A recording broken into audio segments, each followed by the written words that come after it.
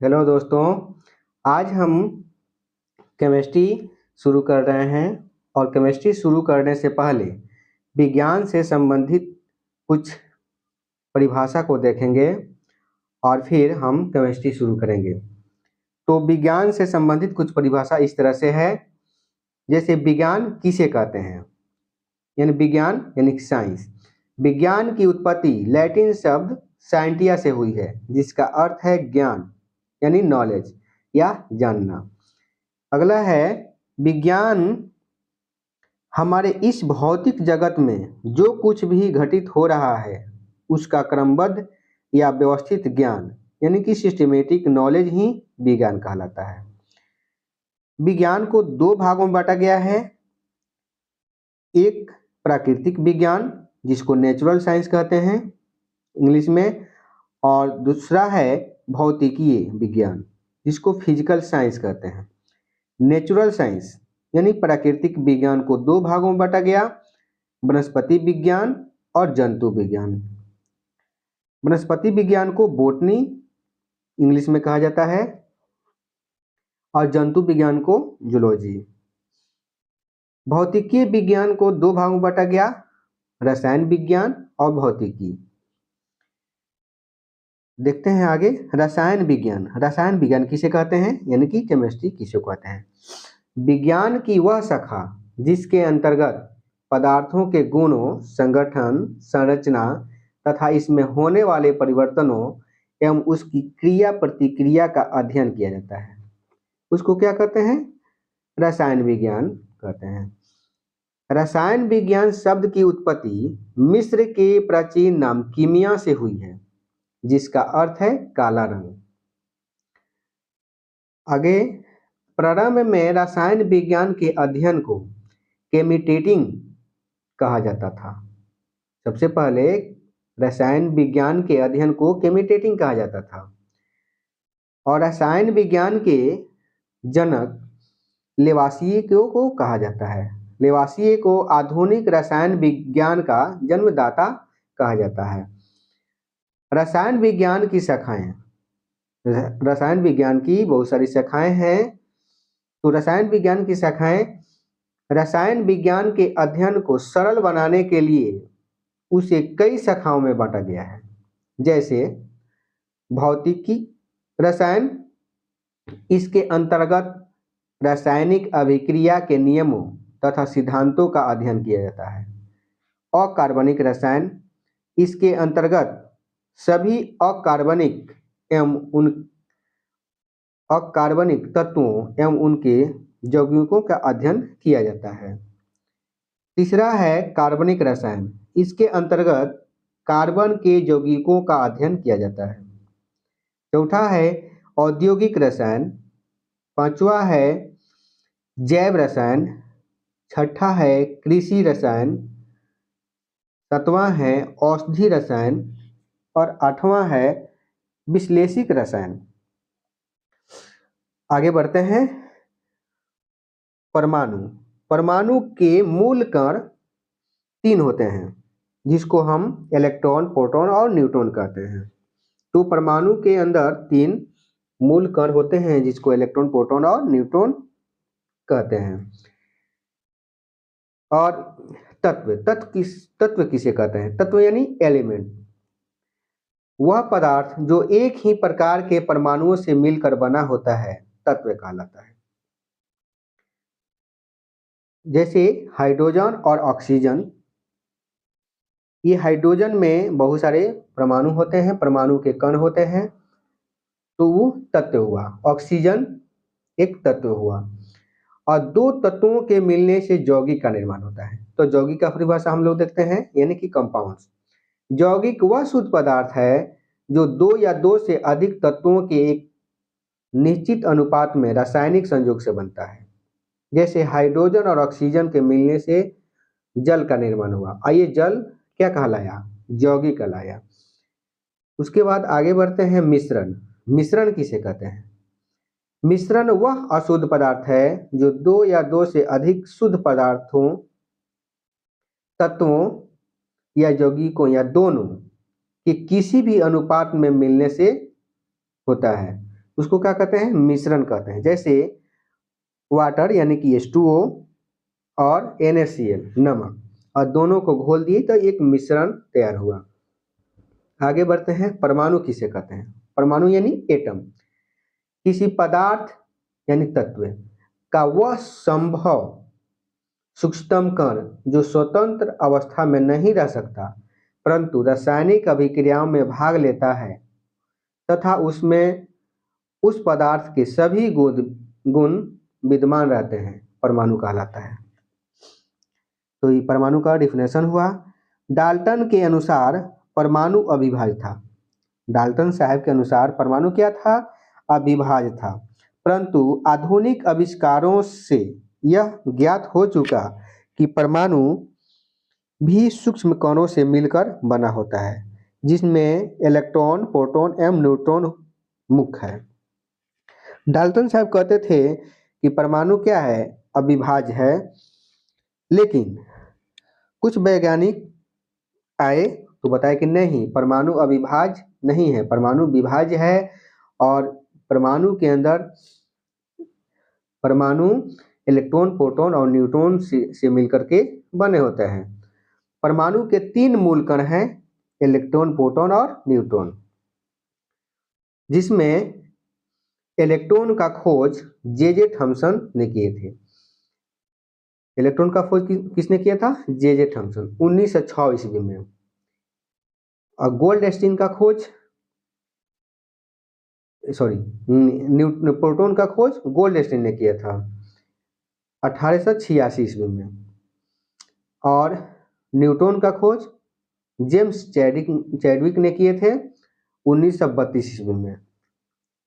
नाभिक का खोज रदरफोर्ड ने किया, और नाभिक में ही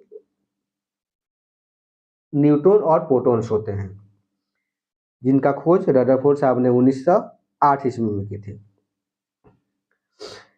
एक्स कोई तत्व है जिसके नीचे ए और उसके माथा पर यानी कि बी को हम लोग यानी कि परमाणु भार कहते हैं, और इसको हम लोग इसको कहते हैं परमाणु संख्या, और ये परमाणु भार। 19वीं शताब्दी में डाल्टन साहब आते हैं, और जॉर्ज डाल्टन के अनुसार पदार्थ की संरचना संबंधी सिद्धांत का प्रतिपादन किया।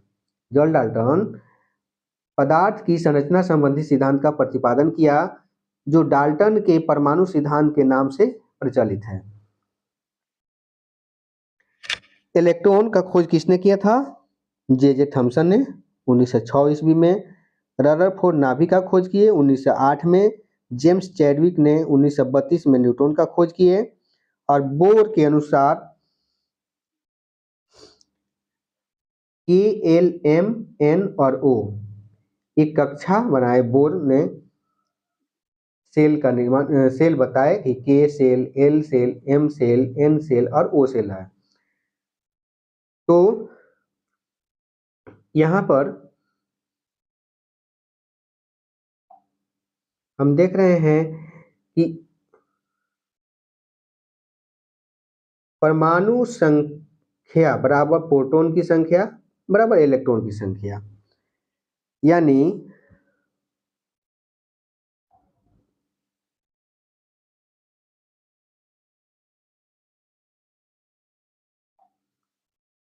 और परमाणु भार बराबर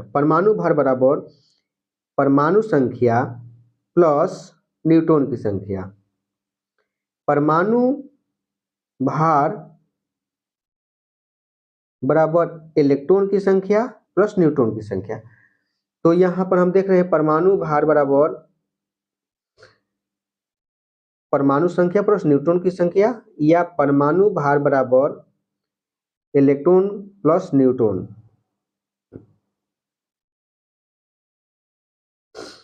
अबाउ सिद्धांत क्या है। अबाउ सिद्धांत है कि पहले कम एनर्जी वाले सब सेल में इलेक्ट्रॉन जाएंगे, फिर उससे दूसरे सेल उप सेल में जाएंगे, फिर तीसरे उप सेल में जाएंगे और इस तरह से इलेक्ट्रॉन भरते जाते हैं। 1s से में जाएंगे कम एनर्जी वाले में, फिर 2s में, फिर 2p में, 3s में, 3p, 4s, 3d, 4p, 5s। तो इस चीज को हम लोग देखेंगे एक ट्रिक के अनुसार से, और इसमें अफबाऊ के अनुसार ये जो है नियम ब्रेक कर जाते हैं क्रोमियम के केस में और कॉपर के केस में। कि क्रोमियम और कॉपर के केस में अफबाऊ सिद्धांत काम नहीं कर पाता है। चलिए एक हम ट्रिक बनाए हैं। ट्रिक ये है, कैसे जानेंगे कि 1s, 2s, 2p, 3s, 3p, 4s, 3d कैसे कैसे आ जा रहा है। तो सिंपल सा है, एक मोबाइल नंबर याद कर लेंगे, 122 334 34, 122 334 34, 54 56 और 45 67 56 याद कर लिए। तो अब क्या करेंगे, देखेंगे एक और, ये तो नियम बना लिए, ट्रिक है। एसएसपी सरदार परवेंदर सिंह दिल्ली पब्लिक स्कूल में पढ़ते थे। दिल्ली पब्लिक स्कूल में पढ़ते थे, तो क्या हुए, फेल हो गए। अब उसके आगे हम क्या करेंगे, 1 लगा देंगे, 2 लगा देंगे, 2 लगा देंगे, 3 लगा देंगे, 3 लगा देंगे, 4 लगा देंगे, यानी कि एसएसपी सरदार परवेंदर सिंह। और इसके आगे हम क्या लगा देंगे, चलिए देखते हैं कैसे क्या करते हैं।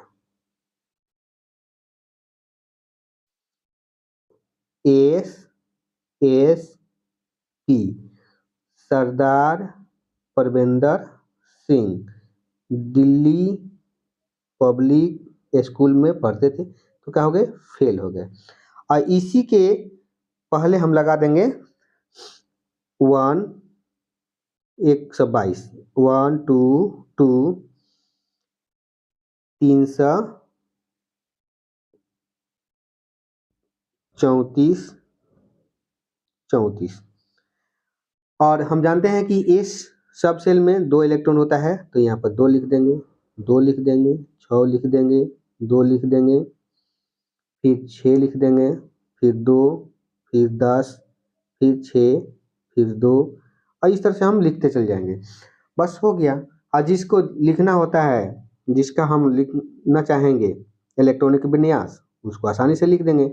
जैसे अगर अगर हमको लिखना होगा सोडियम का, तो सोडियम का लिखना होगा तो Na, और सोडियम का परमाणु संख्या 11, तो क्या लिखेंगे, लिखेंगे एसएसपी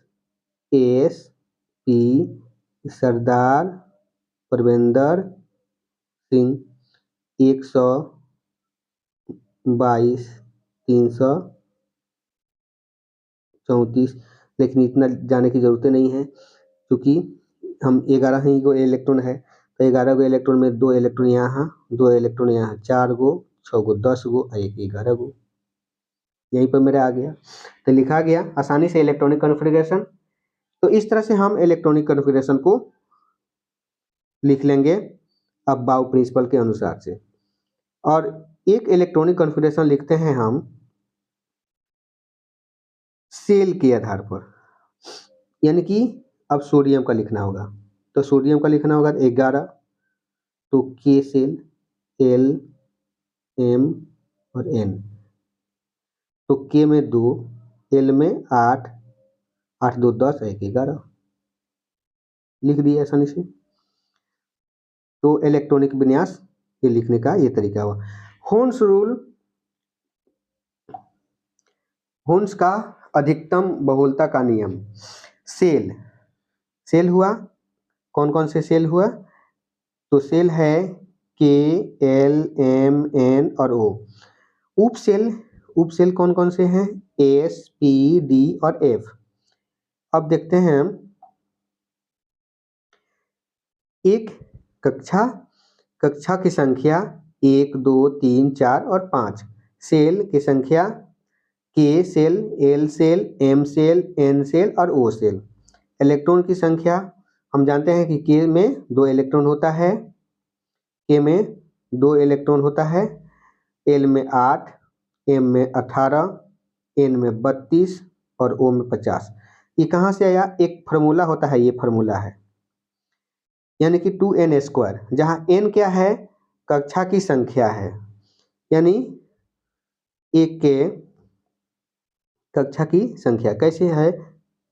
ये परमाणु हुआ, इस परमाणु के बीच में नाभिक हुआ, नाभिक में प्रोटॉन और न्यूट्रॉन हुआ, प्रोटॉन और न्यूट्रॉन हो गया, और इसके चारों तरफ ये कक्षा है।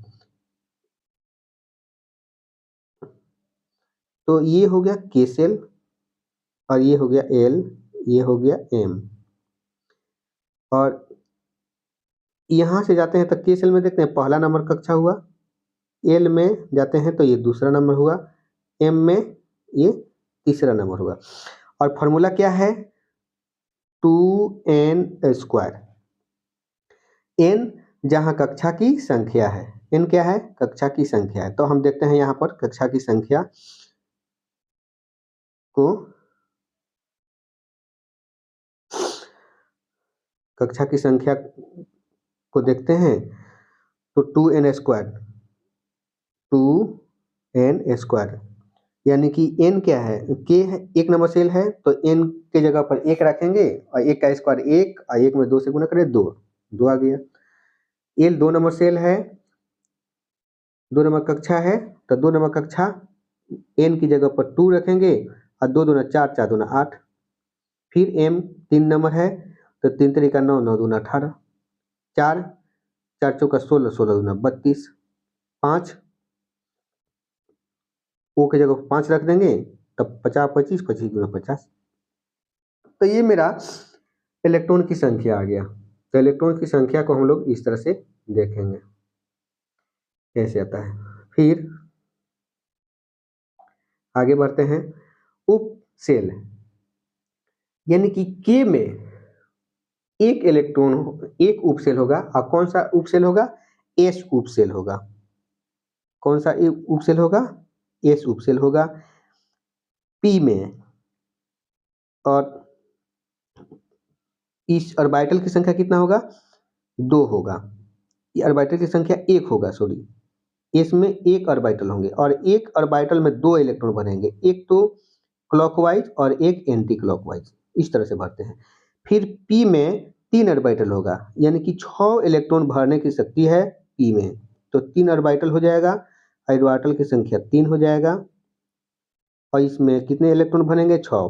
पहले तो एक क्लॉकवाइज भरेगा इस तरह से, और फिर जब बचेगा तो ये एंटी क्लॉकवाइज भरेगा। तो पी में 3 ऑर्बिटल होगा, डी में 5 ऑर्बिटल और एफ में 7 ऑर्बिटल।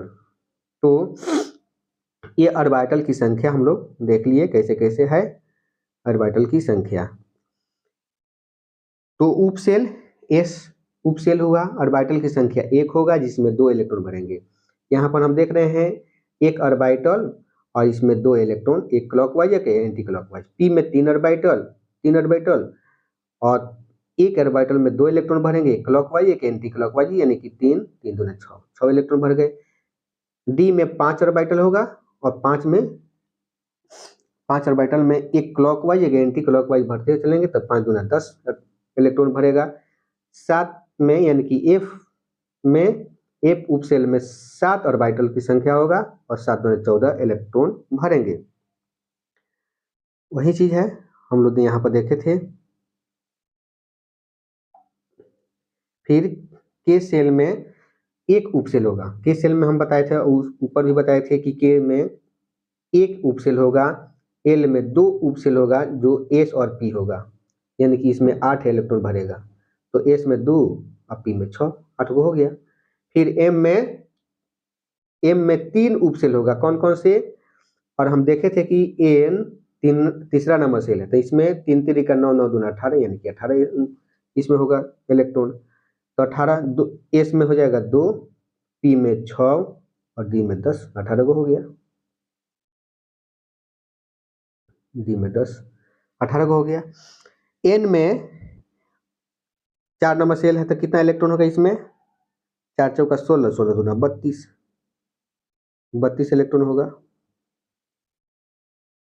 और 32 में एस में 2 इलेक्ट्रॉन, पी में 6, डी में 10 और एफ में 14, तो ये भर गए। एस को हम शार्प कहते हैं, पी को प्रिंसिपल, डी को डिफ्यूज, एफ को फंडामेंटल, इस नाम से हम लोग जानते हैं। आगे बढ़ते हैं। वही चीज हम दिखलाए थे कि दिखलाए थे कि ये परमाणु हुआ, परमाणु के बीच में नाभिक, और नाभिक में न्यूट्रॉन और प्रोटॉन और इलेक्ट्रॉन उसके चारों तरफ चक्कर लगाते हैं। के सेल में पहला सेल हुआ के, और के में फर्स्ट नंबर सेल हुआ, 2 नंबर सेल हुआ एल, 3 नंबर सेल हुआ एम, 4 नंबर सेल हुआ एन, 5 नंबर सेल हुआ ओ, और हम देख लिए। तो आज हम इस क्लास में इतना हम लोग देखें, और आगे फिर हम लोग जारी रखेंगे केमिस्ट्री के क्लास को। और आज वाला क्लास जो है ये फंडामेंटल क्लास था केमिस्ट्री का। अब फिर इलेक्ट्रॉनिक विन्यास को 2 4 10 इलेक्ट्रॉनिक विन्यास को हम लोग लिखेंगे और देखेंगे। तो वीडियो देखने के लिए बहुत बहुत धन्यवाद।